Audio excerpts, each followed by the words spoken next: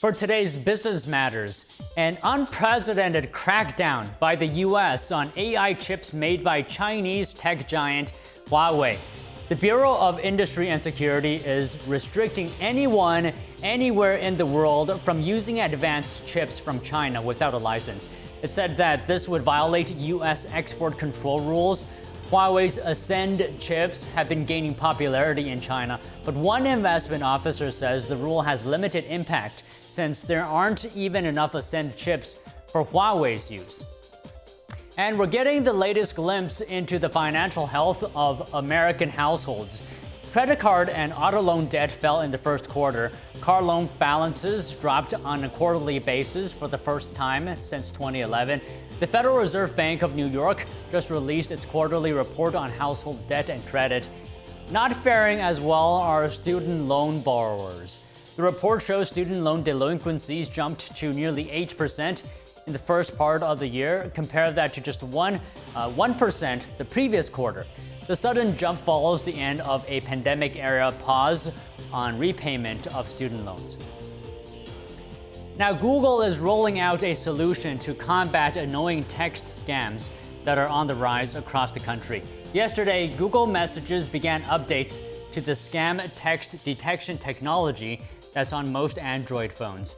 The improved system will be able to spot hoaxes like common unpaid toll text. The update also enables Google's messaging app to spot potential fraud texts related to crypto, technical support, and gift cards. According to the Federal Trade Commission, consumers lost $470 million to text scams in 2024. Google is announcing several other Android updates ahead of its developers conference next week. And JP Morgan Chase is the latest Wall Street bank to walk back its recession odds following the U.S.-China breakthrough on trade. Economists at JP Morgan told clients that recession risks in the U.S. have now dropped below 50%. That marks a significant shift from early April when the bank warned of 60% chance of a recession due to the high tariffs. But experts at JP Morgan say that there's still an elevated risk, with their 2025 GDP growth forecast signaling sluggish growth. The bank is also still projecting a, quote, modest contraction in employment later this year, with unemployment peaking at just under 5% by the middle of next year. A day before curbs on AI chip exports were set to take effect, the Trump administration has rescinded the regulation. The Biden-era rule would sort more than 100 countries into different tiers of export restrictions, Biden establishing the framework shortly before leaving office to balance national security concerns with economic interest. Critics charged this rule would actually push some countries to turn to China. The EU Commission welcomed the change, noting the restrictions would have undermined some diplomatic relations, with countries being downgraded to Tier 2. The administration plans to release a replacement rule, but did not have details on the rule just yet. Trade negotiations with China have resulted in lower tariffs, but even after rates were slashed, the de minimis duties on shipments valued at $800 or less are still relatively high. How will this impact consumers shopping for cheap Chinese products? NTD's Sean Marshall explains. The U.S.-China trade war has calmed down a little for now. Negotiations between the two economic superpowers are giving shoppers a little relief from a substantial tariff on previously cheap, duty-free goods from China. But the tariffs that do remain are still poised to derail the shopping habits of millions of Americans who shop at ultra-low-priced e-commerce sites like Shein and Temu. Joint statements following the trade talks in Geneva didn't mention the de minimis duties, but a new executive order signed by President Trump says levies on those direct-to-consumer postal shipments will be reduced to 54% from 120% for items valued at up to $800 starting on Wednesday. An alternative flat fee of $100 per postal package remains in effect, but a planned June 1st increase to $200 was canceled.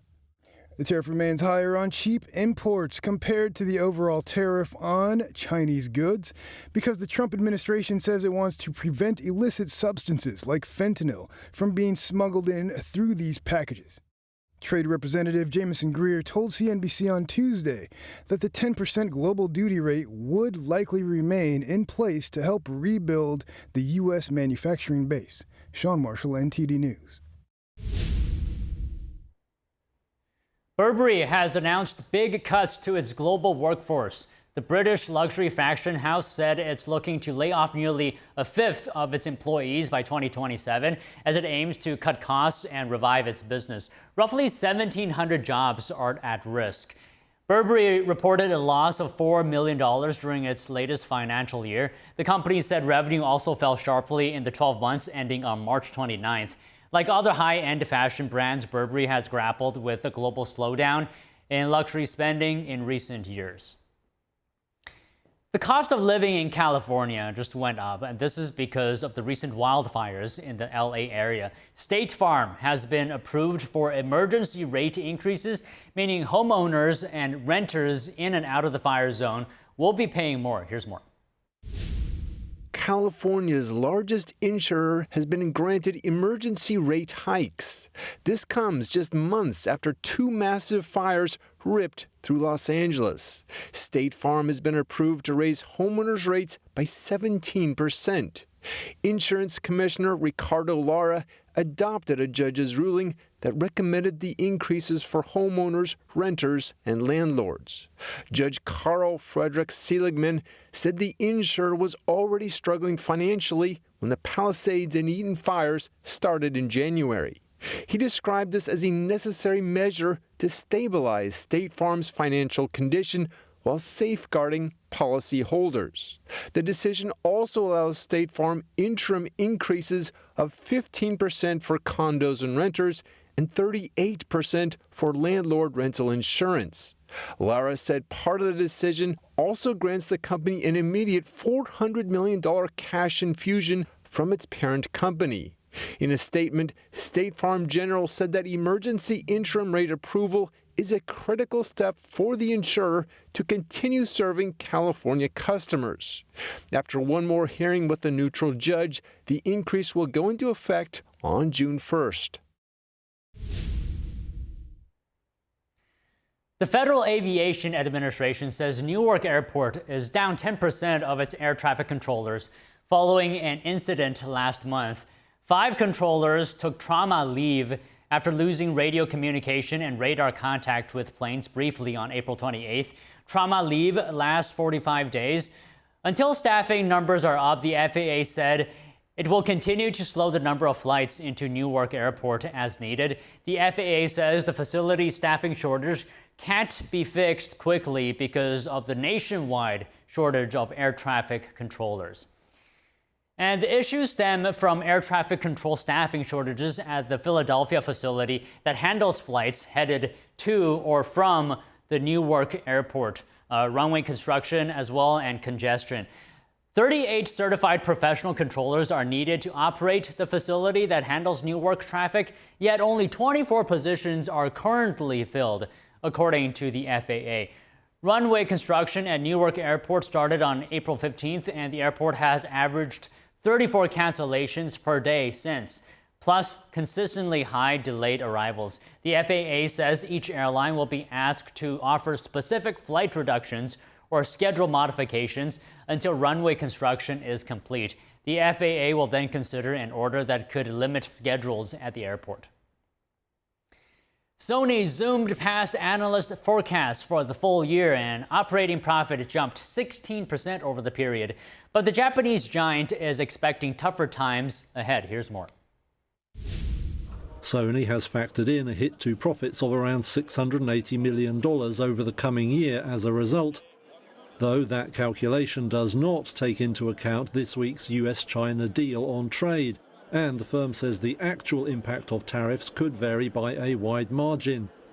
Over the years, Sony has evolved from a maker of consumer gadgetry to an entertainment and tech behemoth spanning games, movies, music and chips. President Hiroki Totoki has recently strengthened his grip on the firm, taking the CEO role last month. He's preparing Sony for a partial spin-off of its financial unit as it seeks to focus on entertainment. Sales of Sony's PlayStation 5 games console plunged by more than a third over the latest quarter, dropping to 2.8 million units. Operating profit at the gaming division also saw a sharp drop, but Sony expects a recovery for the unit this year, on bets it will see higher sales of its own games.